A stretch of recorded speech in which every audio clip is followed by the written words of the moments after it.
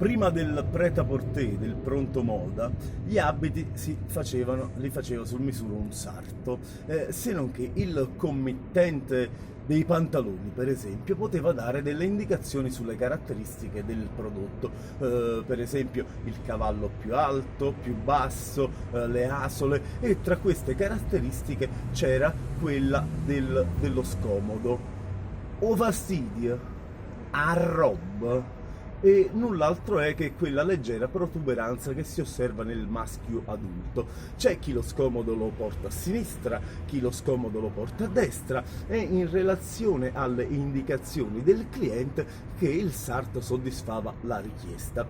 Negli ultimi anni ho fatto una piccola indagine e ne è emerso che il 95% degli uomini portano lo scomodo a sinistra.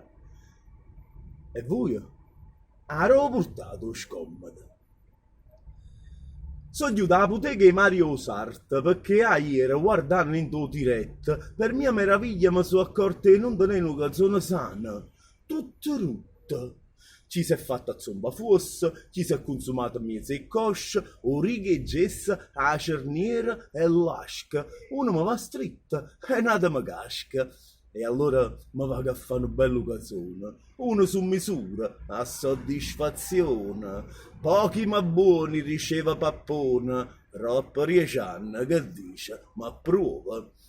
A me lo scomodo mi fai a sinistra, che saccia come se non mi trovasse, quando cammina, mi assetta, mi chiede, a domandare la posizione sua.